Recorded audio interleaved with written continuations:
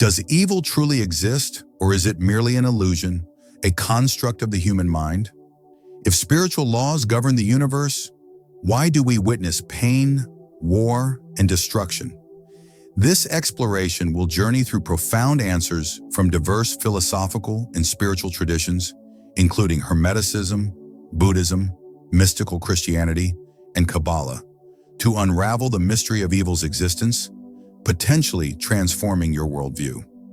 From an Eastern perspective, particularly in Hinduism and Buddhism, what we perceive as evil might simply be a reflection of human ignorance, a distorted reality created by an unenlightened mind. Like a traveler lost in fog who misinterprets tree branches as monsters, we too become lost in the illusion of duality, seeing evil where only ignorance exists. In Hinduism, this illusion is known as Maya, the vast web of appearances that convinces us the material world and its sufferings are the sole reality. However, the masters of this tradition teach that our true self is neither the body, mind, nor fleeting experiences. Suffering arises from our identification with the ephemeral and transient, and evil is merely the shadow cast by this limited perception. Adi Shankaracharya, a renowned sage of Advaita Vedanta, likened this illusion to seeing a snake in a dark room. Once light enters, we realize our fear was directed at a mere rope. Similarly, evil appears real and threatening, but its substance dissipates when the light of consciousness is activated. Buddhism shares a similar viewpoint, with the Buddha teaching that suffering, often interpreted as evil, originates from the mind and its impurities. We cling to pleasure and flee from pain, becoming trapped in a cycle of dissatisfaction amidst this constant struggle. What if evil isn't external but rather a consequence of our perception of the world? According to Buddhism, everything we see as evil stems from ignorance, attachment, and aversion. There is no malevolent entity or opposing principle of evil. There is only the illusion of a separate self, a play of shadows that makes us believe in something that ultimately lacks substance. The Buddha stated that pain is inevitable, but suffering is optional. This signifies that life's challenges will always be present, but how we respond to them determines whether we experience suffering or learning. Therefore, evil is a matter of perspective. When spiritually asleep, everything appears hostile, mistakes, losses, and difficulties. Yet upon awakening, individuals realize that every painful moment offers a lesson, and every shadow simply highlights the need for more light. The sages of these traditions assert that as long as we remain ensnared by the ego's illusion, we will perceive a fragmented world divided into good and evil, pain and pleasure, right and wrong. However, when we transcend this limited viewpoint, we understand that everything is part of the same continuous process of learning. Evil then ceases to be an enemy to be conquered and transforms into a teacher. Just as darkness is merely the absence of light, evil can be understood as the absence of understanding. When consciousness awakens, darkness dissipates. But if evil is an illusion, why do we experience it so vividly? Because we are immersed in the human experience, in the game of duality. Our minds are conditioned to perceive everything in opposites, day and night, hot and cold, pleasure and pain. What if we could look beyond these polarities and recognize that everything is part of a single cycle? In Buddhism, this path is called enlightenment, a state where the mind frees itself from illusions and perceives reality as it truly is. In Hinduism, this liberation is known as moksha, the dissolution of the ego and the realization that we have always been interconnected with the whole. The significant question then becomes, are we willing to look beyond appearances? Are we willing to question whether evil is real or merely a reflection of our own ignorance? The answer to this is not purely intellectual. It must be experienced. As long as we view the world through the lens of fear and separation, evil will continue to manifest as a concrete and threatening force. However, the moment we awaken to our true nature, we realize it was never there. It was only a shadow, an illusion projected by a mind that had not yet seen the light. Observing nature, we see that everything operates in opposing pairs. Day and night, heat and cold, expansion and contraction, each understood only in relation to the other. This principle of duality is central to Hermeticism and other philosophical traditions that view evil not as a cosmic error, but as a necessary element for good to be recognized and expressed. Hermetic philosophy teaches as above, so below, and that the universe is governed by immutable laws, including the principle of polarity. This principle states that all things have two poles, and opposites are actually the same thing in different degrees. Just as cold and heat belong to the same spectrum, good and evil are not separate forces, but gradations of the same phenomenon. This implies that evil cannot simply be eliminated from the universe, because its existence is essential for good to have meaning. Without pain, how could we appreciate peace? Without darkness, how could we perceive light?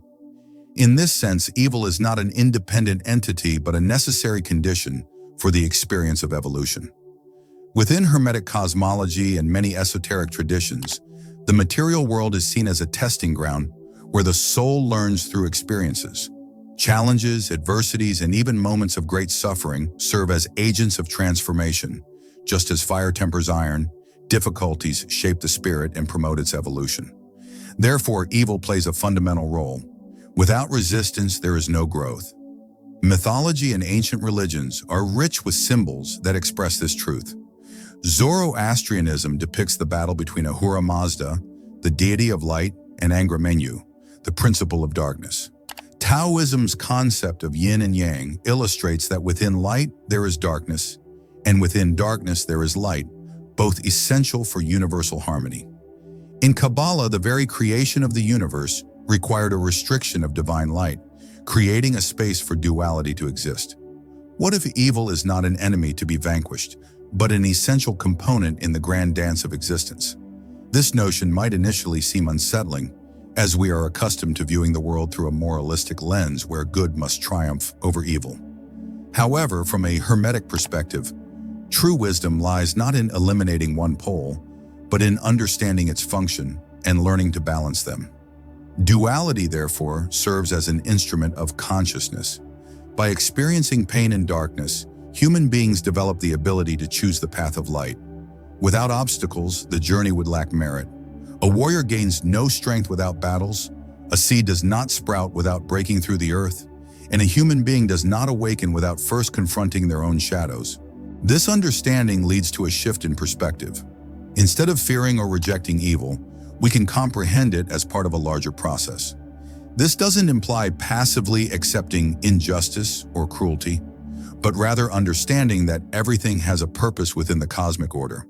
When someone endures profound suffering and through that experience awakens to a new level of understanding, we can clearly observe the dynamics of duality in action. The suffering was not in vain. It served as the catalyst for transformation. However, a crucial detail remains. While evil is part of the equation, it should not be glorified or nurtured. Hermeticism teaches that the true master is one who transcends opposites and discovers the point of balance. Those who become too engrossed in darkness risk forgetting the light, just as those who excessively cling to the idea of absolute good may fall into the trap of rigidity and dogmatism. The middle path, which harmonizes opposites, is the path of true wisdom. Duality is the realm where consciousness expands, and within this cosmic game, every experience of shadow can be transformed into light. The challenge lies in recognizing that behind apparent chaos, a greater order is at work, guiding all things toward a higher state of harmony. Since the beginning of humanity, the concepts of good and evil have been represented as a choice, a notion clearly manifested within Christianity. Evil is not an independent cosmic force, but the result of free will. God, being infinite love and goodness, did not create evil, but allowed his creatures the freedom to choose between light and darkness. For without the freedom to err, there would be no merit in choosing good. This perspective is rooted in the story of the Garden of Eden. God created Adam and Eve and placed them in a perfect paradise, yet in its center stood the tree of the knowledge of good and evil, with a single prohibition, not to eat its fruit. Why was this tree there if God desired a world without sin? Why did he grant humanity the possibility of making a mistake? The answer lies in freedom. Love that cannot be refused is not true love, and goodness that cannot be questioned is not authentic. Thus, the existence of evil is not a flaw in creation, but a necessary consequence for good to have value. Without the possibility of choosing the wrong path, the right path would be an imposition, not a choice. Christian tradition reinforces this idea through the figure of Lucifer, the angel of light who, out of pride, chose to rebel against God. His fall symbolizes freedom taken to the extreme, a refusal to submit to divine order. Evil then arises when a being endowed with free will chooses to distance itself from the supreme source of good. St. Augustine argued that evil is not a substance, but a deprivation of good, just as darkness is merely the absence of light. He stated that everything God created is good, and evil occurs when something good is misused. Humanity itself was not created for wickedness, but by turning away from God, it creates a void of goodness that manifests as evil. This perspective leads to a profound dilemma. If we have the freedom to choose, why do we so often choose evil? The answer may lie in the fragility of the human condition. In the New Testament, Paul laments, "For I do not do the good I want, but the evil I do not want. This I keep on doing." Romans 7:19. This internal struggle between the inclination toward good and the tendency toward error has accompanied humanity since its origins. Christ himself faced temptation in the desert, demonstrating that the choice between good and evil is a constant test, an internal battleground where each decision defines the spiritual path. But if evil is a choice, does that mean it can be avoided? This is where the notions of repentance and redemption enter. Christianity does not portray humanity as condemned to error, but offers a path back. Divine forgiveness is always accessible to those who acknowledge their deviations and seek rectification. The parable of the prodigal son perfectly illustrates this. A young man leaves home, irresponsibly squanders his inheritance, and upon reaching rock bottom, chooses to return to his father. The father, instead of punishing him, welcomes him with open arms, because the true purpose of freedom is not to condemn, but to give humanity the opportunity to return to the light. This Christian view of evil resonates with many contemporary dilemmas. Observing society, we see that many of humanity's greatest tragedies result not from external malevolent forces, but from choices made by individuals or collectives who have strayed from truth and justice. Wars, exploitation, abuses, injustices, and environmental destruction all arise from misused freedom. This leads to a responsibility. If evil is not an uncontrollable force but a choice, then each of us has the power to transform our reality through our daily decisions. From this perspective, evil is neither divine punishment nor an uncontrollable metaphysical force. It is the consequence of the incorrect use of free will. However, just as this freedom can lead to ruin, it also allows for salvation. Human beings can choose to love, to forgive, to create, to illuminate. The same potential that leads to error can be used to build something magnificent. The challenge lies in recognizing that every decision, no matter how minor it seems, shapes the destiny of the soul. Thus, the existence of evil is not a mistake in the divine plan, but a consequence of the freedom granted to us. Every human being faces the same choice that stood before Adam, Cain, and Judas, but also before Christ. We can follow the path of selfishness and separation, or the path of light and love. Ultimately, the choice of evil does not define who we are, but only how distant we are from what we were created to be. And there is always a way back. Kabbalah, a profound mystical tradition, teaches that evil and pain exist not to punish or torment, but to propel consciousness toward awakening. Like a demanding teacher, suffering confronts us with lessons we might otherwise never learn. It compels us to introspection, to question our beliefs, and to seek a deeper meaning in existence. When we embrace this perspective, what once seemed an unbearable burden transforms into a path of elevation. According to Kabbalah, at the moment of creation, the infinite light of the Creator filled all things. However, to create space for the individual existence of souls, a contraction was necessary, a deliberate withdrawal of this light. This withdrawal generated a state of lack, a feeling of separation that we experience as suffering. This perspective leads us to an essential question. If suffering is a teacher, how should we interact with it? The first step is not to automatically reject it. It is natural to want to avoid pain, But Kabbalah teaches that fleeing from suffering without understanding it only prolongs the lesson. The true path lies in asking, what is this experience trying to teach me? This shift in mindset can completely transform our relationship with evil and adversity. Instead of victims of fate, we become alchemists of our own reality, transmuting pain into awareness. The second step is action. Kabbalah does not teach passive resignation, but an active stance towards suffering. The goal is not to remain in pain, but to use it as a springboard for evolution. If something causes us suffering, we must seek ways to bring more light into the situation. If darkness represents the absence of light, then our responsibility is to introduce more light into the world. This can be achieved through acts of kindness, meditation, study, and self-knowledge. Each time we choose to respond to evil with awareness and compassion, we are not only correcting our own soul, but also contributing to the elevation of the world.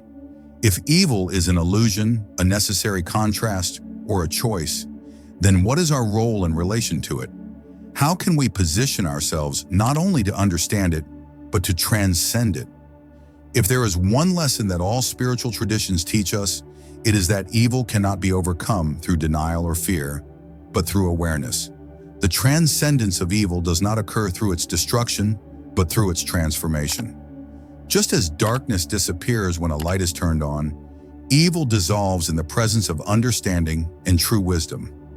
The first key to transcending evil is self-knowledge.